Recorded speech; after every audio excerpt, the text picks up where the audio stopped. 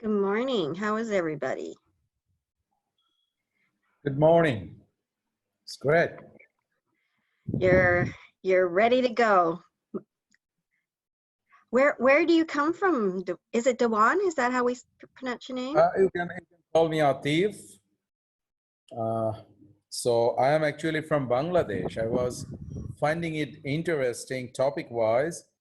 So I was hoping to be a good listener. Probably I won't be able to uh, contribute much if it is on your context, your perspective. But if you allow, I would like to listen, of course. Yes, but what I would like to share is that if you do have a perspective that sheds light to us, love to hear that too. We during the presentation, I will talk, but then we open it up for questions and answers, and I think everybody learns when they understand where we are going. And some people have already been there, so their insights. I was talking yesterday to people in the US, getting their perspective. So I think there may be some value when you want to share something that you think will help us. Or where are you? Are you at that point where you're still trying to determine whether you're still in isolation or whether you can come back yet? For me, it is, since I told you that I am a country from Bangladesh, Mhm. it is far distant from you, and it is beside India. And we are also at a risk, very high risk, is growing all around. So the lockdown is in place. So we have restricted ourselves within the house.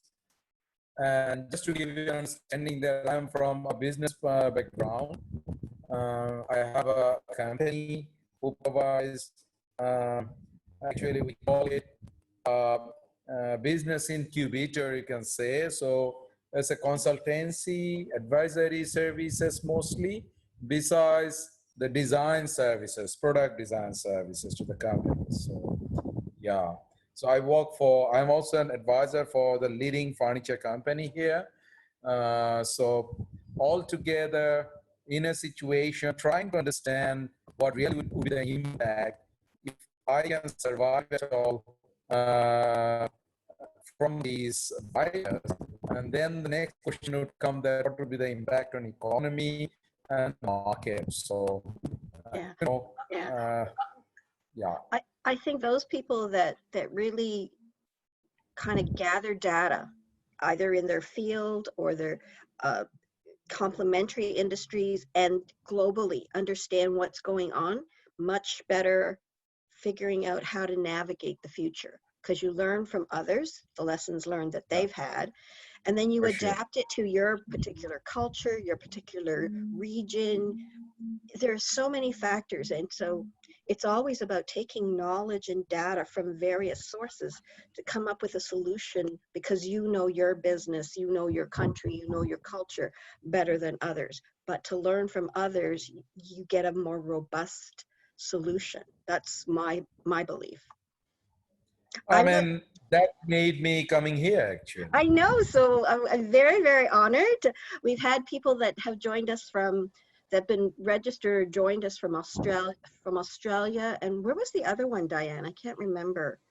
The UK, they would listen, and so very happy to have you. I'm just going to adjust my light back there, so No problem. I'll be back.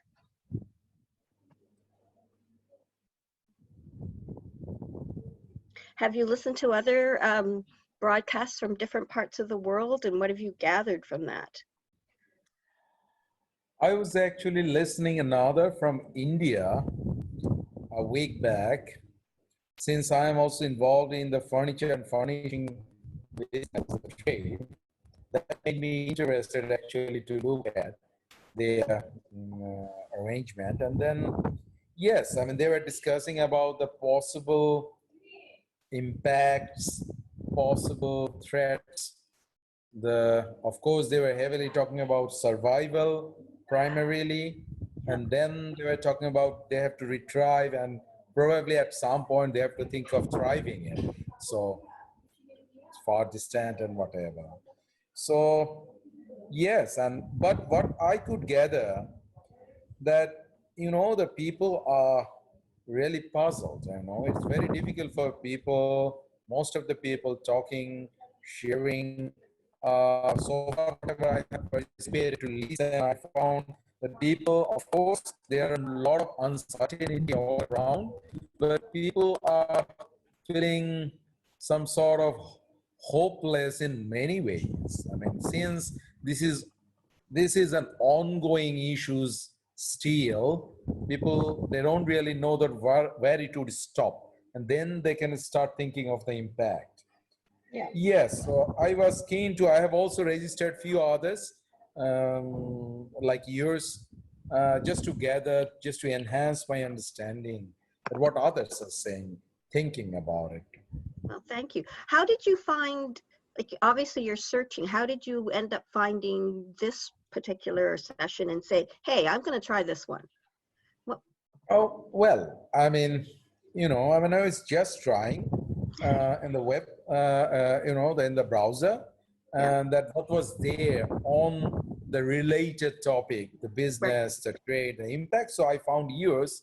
And may I ask, before you get Sure. involved in others, and what is your background actually, and what made So, you doing this? so I have a very diverse background. I started my career in nursing, so I understand, the whole kind of cycle of healthcare and Yeah. COVID-19. My husband started an engineering company in the late 90s, and we grew that to 125 people, 7 offices across Canada. So I learned very quickly how to build and scale and provide the corporate support. So when we sold our business about 10 years ago, I thought of all the things that I love to do is the HR. So having years of experience in it and then getting my certificate designation, I decided that I would start my own business about 3 years ago. And so I have a passion. The nurse in me has a passion to help people.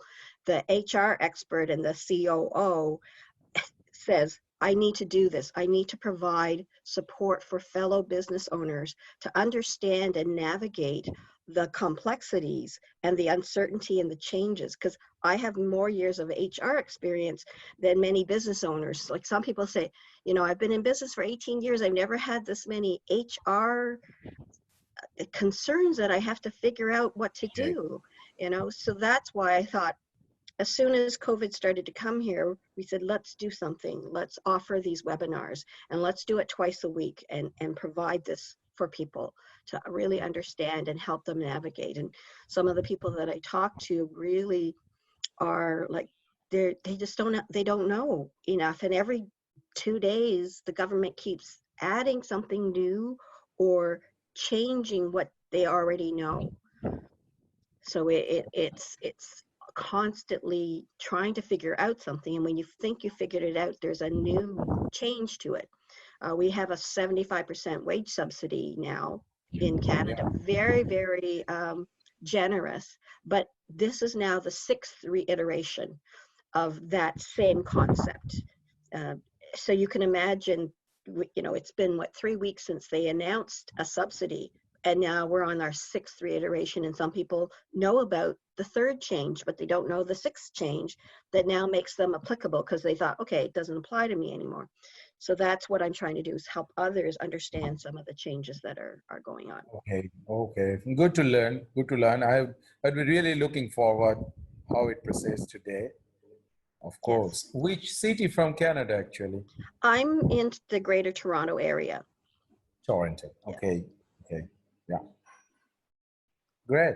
Are you expecting, how many was registered today? Approximately. There are about 10, I think, registered. Okay. So, Okay. I think they're already joining there. yes, they're slowly coming on. We're Yeah. not a punctual set of people. we say, okay, it's 10 o'clock. I better go log in now. Yeah. Yeah. Yeah. I believe this is, what time is it now? Is it very early It in the is morning or 10 in the morning to us. So how 10 in late the morning? at night is it to you? Is it about 8 o'clock in the It's 8 evening? o'clock Yeah, at my place. Yes. yes, Just, yes. yeah. Okay, I know that other people will join us. This presentation is recorded, so those that register and didn't join us, they often will say, hey, you know, I want to still get the tape, so they'll have that opportunity to see this. So I appreciate people will go on mute. Welcome to COVID-19 Tough Decisions for Business Owners. And today's episode number 9 is Business Survival 2.0. I did do a session on 1.0. We didn't call it 1.0 in those days because that was early on. That was like week 2 of our webinars. And I think so much has changed, and we can dive in a little bit deeper to how you will survive through the changes that are continuing to happen. So what I want to share with you is I do have 2 people. Currently, one of them's not here, Diane and Jenny. So we do have a question and answer period at the end. I would encourage you to jot down questions as you have them in the chat. You can do that to everyone, but if you are a little bit concerned that you don't want people to know that the question's coming from you, then do email or go into the chat to Diane. She's just put her name in the chat, so you can just send the chat to her privately.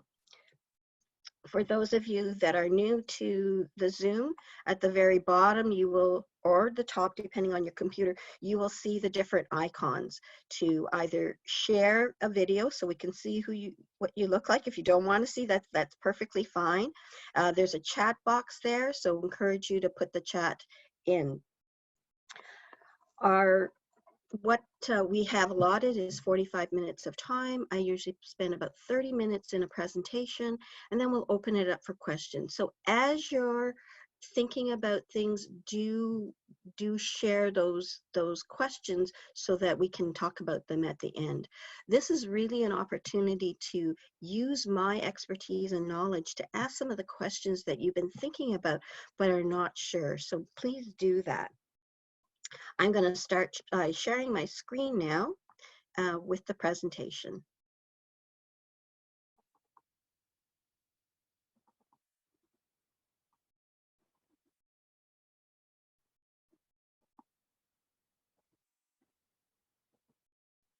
Okay, can everybody see the screen? I presume that you can.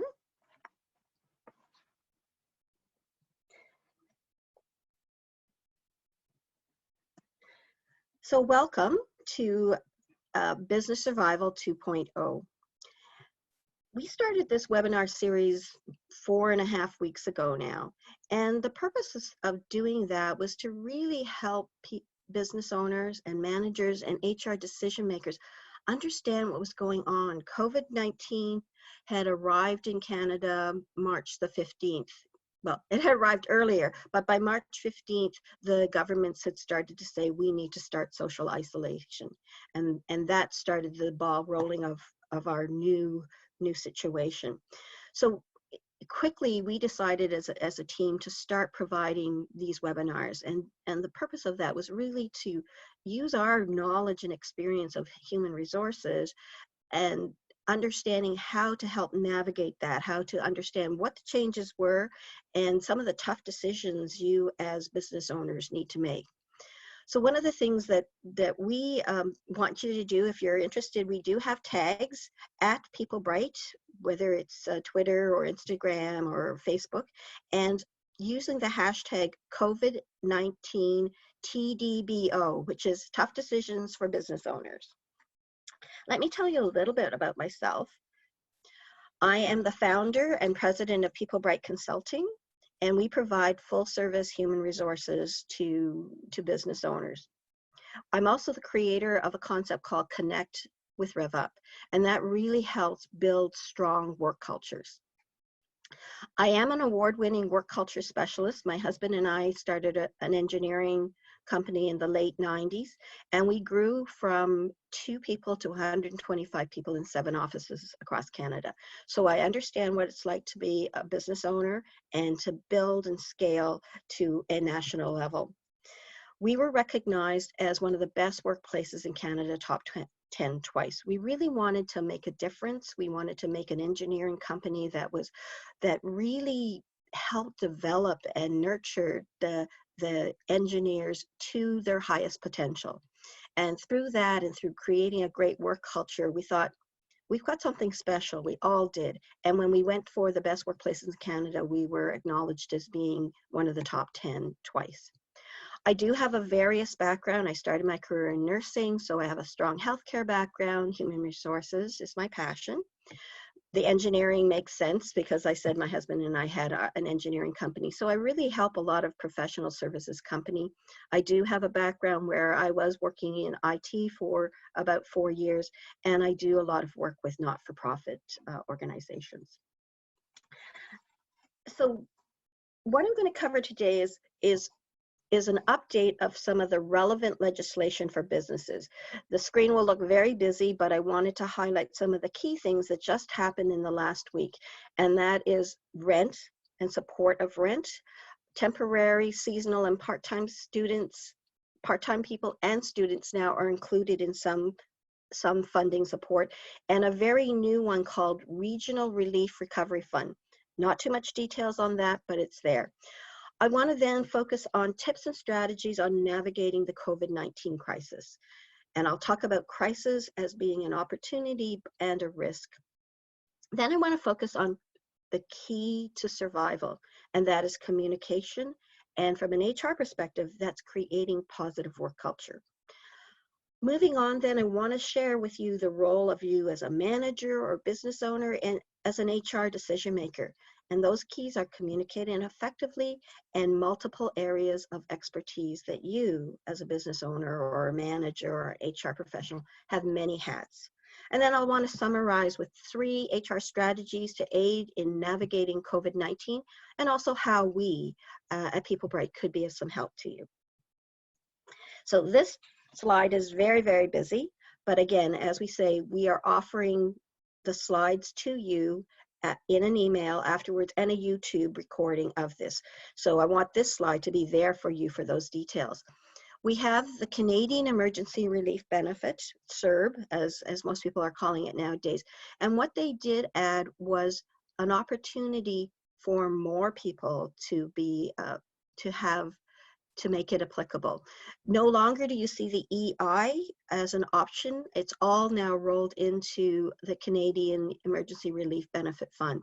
And last week they added that people who are part-time, who are seasonal, who are contract can do it, and they can earn up to $1,000 a month, $1,000 a month, and still be eligible for the $500 a week. Initially people get $2,000 and then they keep adding to that. So that really helps people. And it's been working fairly quickly. People are surprised at the fact that they're getting money within days, like literally 2 days later after applying. So this is a really good benefit that's giving peace of mind to a lot of people who are trying to figure out, how am I going to pay rent? How am I going to buy food? With the 75% and the 10% wage subsidy, there were formulas now that have been revised. So that I think this is about a week and a half now old. But in the revision, there's 2 methods that you can do year-over-year comparison. So 15 the first month of March, because it was only half a year or half a month, and then 30% for April and May year-over-year. So March 2019, March 2020. Or now they've come up with the averaging. You can take January and February average revenues and then compare that with your March revenues, and then it'll be rolling. February, March for the month of April's application. Go to the website and get the details. I just really want to do the highlights. But they've also added any size company, not-for-profits, and charities can be part of it. And if you do not qualify for the 75% funding, you do qualify for the 10%. So there is another thing that's happened. There's a new $2,500 wage boost. So if you're not making $2,500, you will get a boost to $2,500 per I think is bi-weekly, for those who are low-paying essential workers. The Canadian Emergency Business Account, the CEBA, has now lowered the payroll qualification from $50 million in your T4 summary of 2019 to $20,000. And that really has opened the doors to a lot of other business owners who did not qualify, because oftentimes, you know, we don't pay ourselves, we pay ourselves last, and we don't put ourselves on payroll. The other things that have happened is a new Canadian Emergency Commerce Rent Assistance. The details are to follow, but my understanding is it is for the landlords, and then the landlords are expected to support the people who are leasing from them. And so that's a subsidy that will help them get through that. And the other one I want to point out that the government last week just talked about a Canada Summer Job Protection Program, which instead of 50%, because this has been a program that's been in existence before, instead of 50% subsidy, they're looking at 100% subsidy. And normally you would have had to apply in February for a May start. So there'll be some changes in terms of allowing people to apply sooner.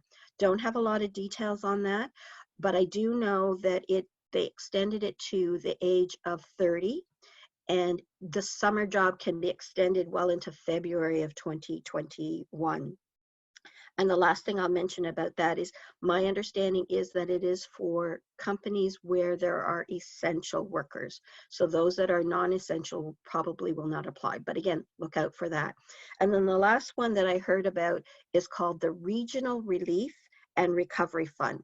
This is still going to be something province by province or jurisdiction by jurisdiction. And again, no details on that one in particular, but you should be on the lookout for that. So let me talk about crisis, because what we are in is a crisis. This is a pandemic crisis, therefore it's affecting all of us in the world. And it's not just affecting us as individuals, it's affecting us as family members, as employees, as business owners, as a country, and as a world. We all are in this together. And I think that's a term that we see and we hear. And I find it very interesting that there are a lot of ads now where our patriotism is really being shined upon and shown. And I keep hearing "Oh Canada" sung by various people. And I think it's a source of pride. I think the message the government sends is we are in this together. And you hear it globally too. We are in this together. We all have to be a part of social isolation to help the survivability of individuals in families and the country. So the term crisis is important. And I'm Chinese, and in Chinese, the character for crisis is composed of two parts. The one that you see here, danger, and the other one is opportunity. Chinese, when they write, it's a calligraphy, and it shows a picture of what's happening. And so these two component parts are very interesting. And I wanted to share that because I think we are in crisis, and that means there is danger. So what is that danger for HR, and for businesses? Some of these HR risks, I'll identify 4 of them. And one is disrupting your HR needs. And HR needs, I mean your people, your workforce. And so right now you're thinking, okay, I've had to make decisions on, do I lay off? Do I work share? Do our people work remotely? Am I using reduced work hours or terminations? Or am I doing cross training? Am I developing new roles? Am I shifting my workforce where I'm needed? And some of you have done some of it or all of it. I was just talking to somebody yesterday in the food industry business, and they had 165 outlets come the change to social isolation and shutting down the hospitality business to the point of dining and takeout, dining no longer, and takeout or delivery. They shut down 110 operations. So from 165 to 55, she said she did 1,000 ROEs. And now they're thinking of work share. So there's constant change. Then there's the thinking about the impact on morale. Right now, everybody is heightened in terms of fear. because they don't know what's coming next. They don't know how that's going to impact them. And there is fear for the future. And with that comes an insecurity and an anxiety. And that has an impact on being able to do your job. It has an impact on your stress and your management of stress. And then we disrupted the whole workforce. We changed that overnight.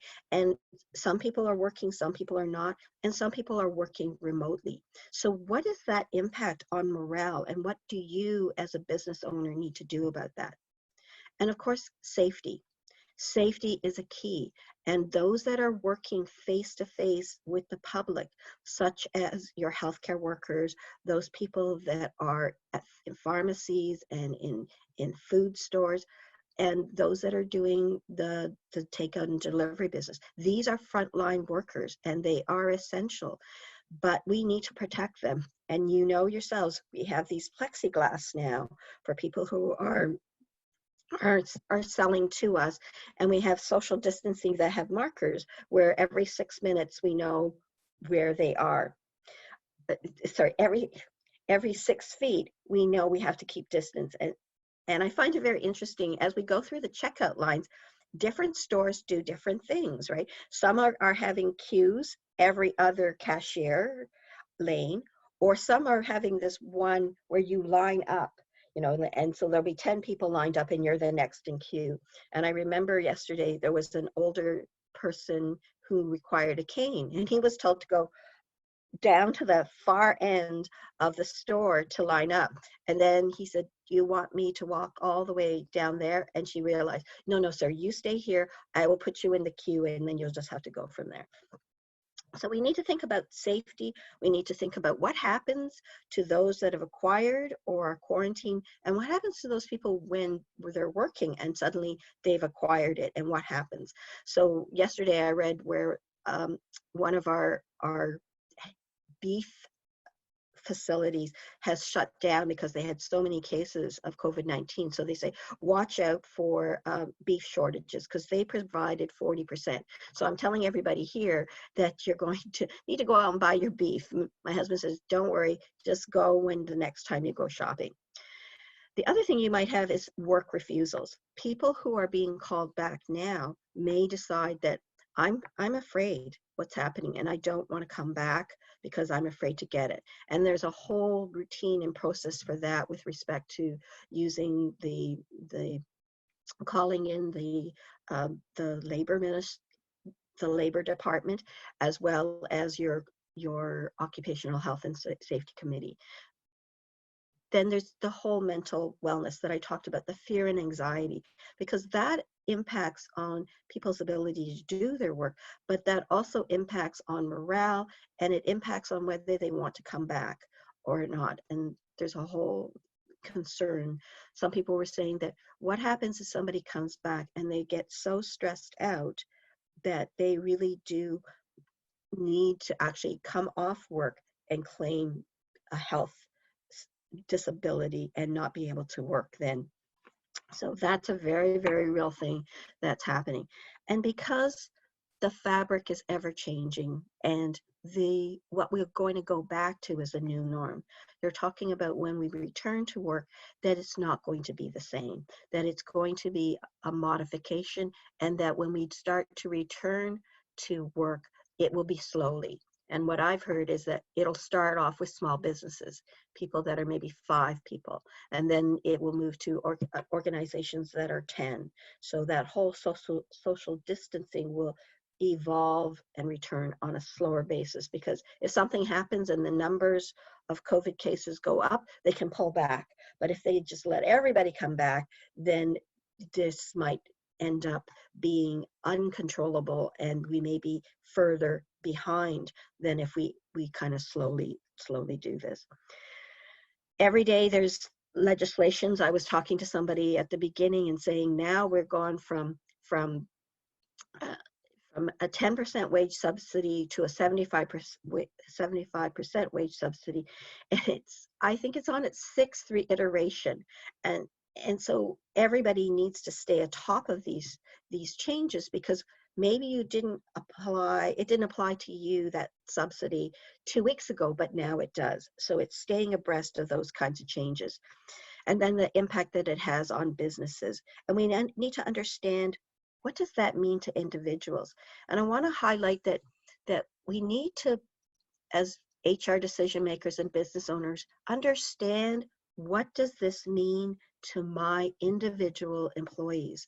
Those people that thrive on being out there and connecting, they have a set of stresses right now. I'm talking to some of my colleagues who are strong networkers, and the fact that they're not able to go out and network, that's something that gives stress to them. They miss that. And yet those people who are more introverts, they are glad they don't have to be out there. But their set of stressors are, they may be used to a certain routine and a certain kind of predictability to their day. If this is not predictable now, and so that's creating a set of stresses. So I give you these two examples because I need you to think about, what does that impact of this change or what's happening at home to that individual have, and how do I make sure I support that person and I support the team so that we have a strong team going forward as we're experiencing this, and at the end of the day when we come out to this new normal. So as I said, with crisis, according to the Chinese character, also comes opportunity. So somebody who developed that character, that calligraphy for the word crisis, understood that in crisis there is both danger and opportunity. So I want to share now, turning that danger into opportunity. So we've disrupted HR management, the way you do business. And what you need to do is really step back and examine, determine, and implement how your HR organization, the way you're doing things, will change in a visionary way. So don't just think for today, think what that's going to look like. And I was talking to one of our participants who's actually from Bangladesh, and he wanted to understand and hear about what other countries are doing. And I think that's a good thing. As a business manager, as an HR professional, you need to understand what others are doing in order to figure out your situation. And what I mean by that is that to come up with a solution, sometimes it takes you out of your comfort zone, it takes you out of your norm. And if you gather more information, you may come up with a solution that really works for you. So in my IT business, if I can wear that hat for a minute, we used to always get knowledge, and you send reports to your directors about about what has happened, and you use those metrics. But the report is not robust enough just to give metrics. You, as a manager, understand what those metrics mean. And what you do then is you gather data from various sources, you synthesize that with what you know, and you have an opinion on that. So that's what I'm trying to say, is that gather information from various sources. For me as an HR professional, I learn what the government's doing. I understand the COVID numbers, how they're rising. I listen and I read about what other countries, other organizations are doing, because then I can take all that information and synthesize and project what the future might look like. The second thing we talked about as a danger was the impact on morale. And one of the key things is communication and communicating effectively. And one of the things I share with people is that you can't over communicate, because people say, "Oh, Hilda, I don't want to be in their face." And I'm saying, at this time, when there is so much uncertainty, when there is so much change going on, you do need to communicate. And if you feel you're over communicating, then you may be communicating enough. And that's my opinion on that. You also need to take this time to build morale. People always say, it's hard to change work culture. And I don't think it's that hard. It just takes effort and it takes a vision. And what you need to do, and what you need to entrust managers to do, is to build strong relationships, to build trusting relationships. And to do that, sometimes you need to develop your managers. I remember doing a training course, and this manager who'd been a manager for 20 years, and he is a good manager. To talk to him, he understands, he communicates effectively with his staff, he listens. And he said, Hilda, I have been a manager for 20 years, and I'm kind of ashamed of myself, but this is the first time I've taken a people skills management course. He'd never really done that. And I think many people need to take those kinds of training to really understand how to effectively build teams, build morale through communication and building trust. And I'll share with you in a few minutes a approach that I've created called Connect with Rev Up. The other thing with moving on to safety now is allaying fears. You need to acknowledge those fears. You need to understand what they are and help people, because when they're afraid, they can't focus, they can't be productive. And so one of your hats that you need to wear is really helping to allay those fears. We need to promote safety. Overnight, it seemed that the measures that the grocery stores were having was to create the plexiglass, to cover up the touch pads, to ensure that their staff are changing every 30 minutes or an hour so that they can go to wash their hands. So nobody stays at their cashier station for more than whatever the hours are. So thinking about how in your industry, in your company, you're going to promote that safety, and then teaching people how to do that. So we creatively changed the way we did things, such as how we dine and how we shop now. But we also need to recognize this social isolation is really important, and we need to do it, and that we're in it together.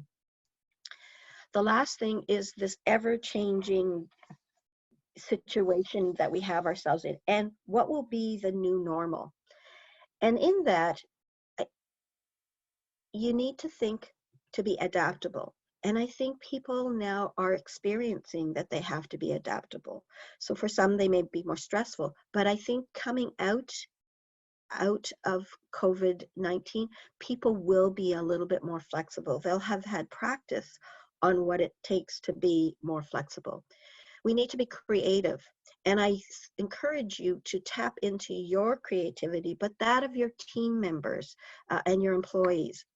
And then not to be perfect, just do it, just start it, tweak the imperfectness out of it as you go along, but don't wait for it to be perfect. So for some of the people out there that are perfectionists, they need to modify that. We're in a cycle of continuous learning. I remember the first weeks when people were starting to go to Zoom and they hadn't been on it before. So teaching people how to do Zoom. And now the people who are in seniors' homes are learning about Zoom technology, because in order to connect with their family members, because they're in rigid social isolation, the seniors centers have actually developed Zoom calls with loved ones. So everybody is learning how to embrace technology or embrace new changes. So again, coming out of COVID-19, I think we're going to have people who are more adaptable, who are thinking outside the box, acting quickly, and not feeling uncomfortable with learning new things. I looked at the Sesame Street new video on Elmo. He has a virtual play date, and in the very first phone call he makes, somebody is talking and you see the mouth moving, and then you see them pushing buttons. He said, oh, sorry. And that's so typical. People forget that they're on mute and they start talking. And so I thought, yeah, you just captured what we have experienced as we're all learning about different new technologies. So I said I would share with you what the Connect with Rev approach is. As I said, my husband and I were one of the best workplaces in Canada. We were actually number 9 the first time, and we moved to number 4 the second time because we took the extensive 16-page report and looked at the key things that we weren't doing as well and address those. And then the second year that we responded, we were number 4.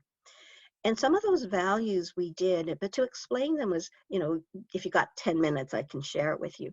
But when I started my company, I said, I need to help other companies understand the value of creating a positive work culture. And how can they do that? How can they take some of the successes I've learned, shared it with you, and then have you embrace it? And I came up with an acronym for some of the values that were very important in doing it. And they're very simple, but they make a lot of sense. So Rev Up actually stands for respect, building trust, equality, treating people as equals. And by that I mean everybody's role is important, and we should value each person's role as being an important part of that. So treating them as equals. Who would have ever thought that essential workers would be the people in the front line? That's what I mean by equality. We now respect and value these people who are exposing themselves every day to the possibility of COVID-19 and getting it. So I think coming out of COVID-19, we're going to see more respect for people. So respect, equality, valued, as in I value you and what you do and who you are. Then look at the uniqueness in each of us and tap into that potential. So if you as a manager, as you as a staff as a staff member could adopt a rev up approach to the way you speak to people, talk to people, think about people, imagine what that could do for your business. So I share that with you because it's a simple approach, and it can help an organization build a more stronger, positive work culture. I want to shift now to you as the leader and the manager. You wear many hats, and you need to play these roles and to provide effective communications. The younger generation of today actually needs 7 touch points a week for employee satisfaction. That sounds like a lot because the veterans didn't want to hear from you. They only heard from you if they did wrong. And the boomers wanted some information, but not to the extent that this younger generation, this current young generation wants. So when I told you to communicate and over communicate, there are so many ways you can communicate, as to individuals, to staff. But here are some of the ways you need to think about. You need to think about it as a manager who's guiding, supervising staff. You need to think about it as a leader who is making decisions and sharing what the future is or what that change is. You need to think about the finances and share some of that you feel will add value to allay fears, but not like an open book. Be targeted and selective. You need to share the people management side, the changes that you're making, the tough decisions that you have to make to grow the business. And when you do that, you can build that trust. You need to think about the mental wellness of people. And I share with you how different people have coping styles and to think about how you allay fears for them. You need to think about the security and safety measures that you need to provide. And security means security of the mind as well as security of the physical or remote space. You need to think about some of the IT issues and then again communicate that. So there are so many things to communicate. So if you think you're not communicating enough, have you made sure that the staff understand all of these things that they may need to know to understand what's going on?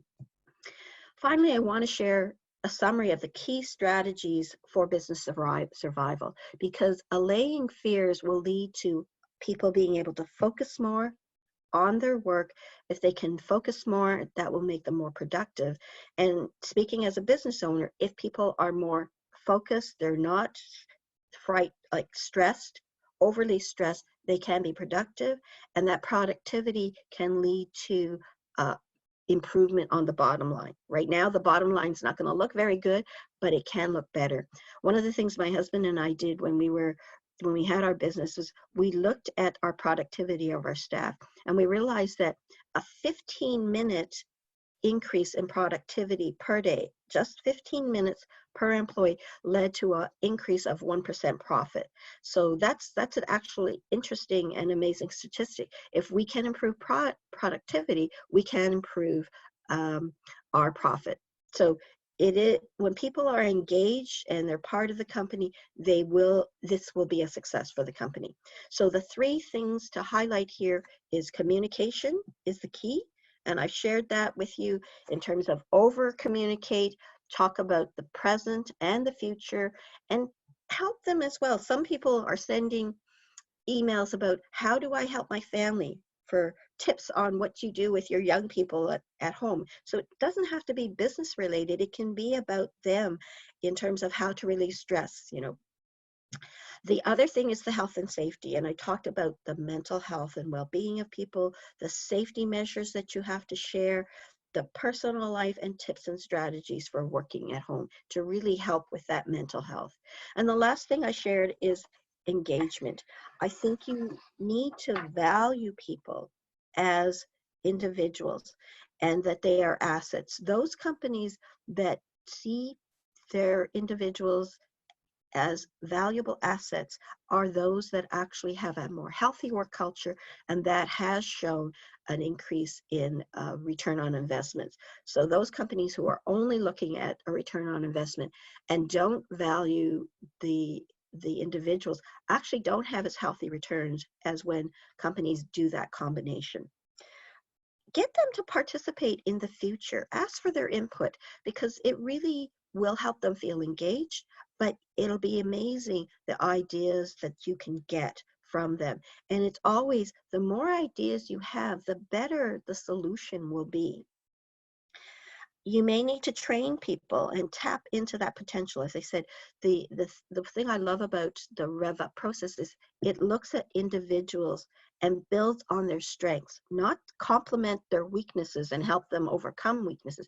It builds on their strengths. And when people do something that they're good at, they excel at, and they are more productive, they're more energized by it. So it is really good to look at uniqueness of individuals. This is the time to create trusting relationships. This is where you can make a difference by helping people to understand what they can do and to build that trust. We had an employee who we were going to close our office in St. Catharines at one point, and we went out there to do a visit, and I spoke to this person, and all of the staff appreciated it. This one person had two 10-month-old, that set of 10-month-old twins, and I worried about his safety and security and his livelihood. So we had a frank discussion, and then I said, do you want me to come back and talk to you again about stuff? And he said, Hilda, I trust you. I know that when the time is right, you will tell me what I need to know when I need to know it. And I felt that was a validation of the work that we did with our staff in trying to build those trusting relationships. So how can I help? And I think doing these webinars has been one thing. The other thing that I wanted to share is that our team thought about how we can help, and we have that expertise. We know what you're going through. We understand the complexities of some of the HR changes that you need to make.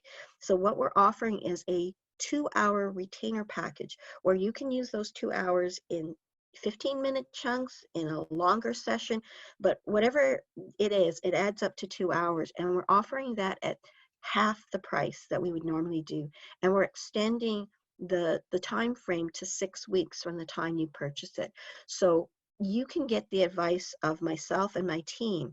We will add a 30-minute strategy call to get to know you better and some of your needs. And for those that sign up, the first 10 people will get People Bright's HR self-assessment. This is where you kind of look, do I have a policy and procedure manual? Is my workplace safety up to standard? So this will be a reminder to you of all the things that you need to do as an HR, from an HR perspective. This is something we want to share because we know what you're going through, and you don't necessarily know what you need to know or don't know in order to navigate. And us as HR professionals are also trying to figure out how we support each other so we can support you. So this is one of the things that I do. This is a list of LinkedIn resources, and I particularly like the one from the Canadian Federation of Independent Businesses. It's a really easy to follow, up-to-date resource. We do have upcoming sessions. The next one is on Friday, where we'll talk about we'll do case studies and have an open forum discussion. I've got effective people management next week, where we actually talk about how do you have those difficult conversations? What are some of the things that I need to motivate our staff? We will do case studies on the Friday, and I have a guest, Tracy Bissett, coming on Wednesday, May the 6th, to talk about financial fitness. And she's an expert in that, and she will help you figure out how you can navigate this from a financial perspective. So I'm going to open it up to questions now. Diane, are there questions that have arisen from the discussion? No questions so far. You just put in Okay. your questions into the chat, or you can, there's so few of us, you could just unmute your mic and you can just ask the question.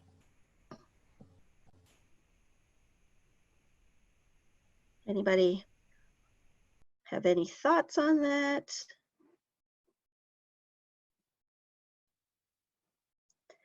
I'm happy to do any what if scenarios too, because I was talking to somebody yesterday and she was very, very, you could tell she was very, very anxious. She said, Hilda, there's so many different things. I don't know if I qualify for this or I qualify for that. I'm not sure what I should be doing.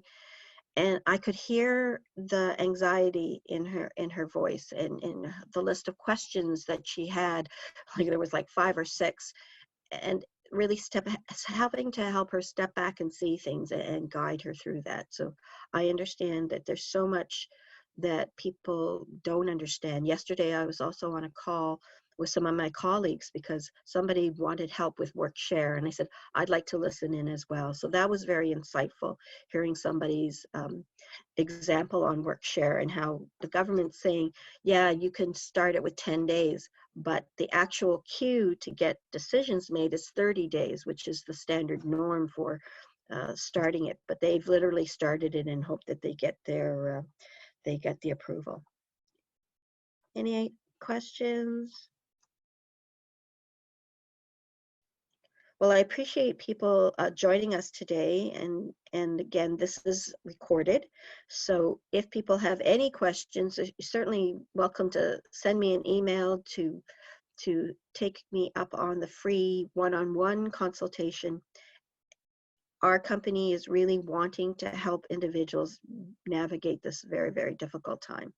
So thank you again for joining us, and I look forward to those that will be on the call on Friday to really dive in with some case studies to figure out what you need to do as you're trying to navigate this very, very difficult time.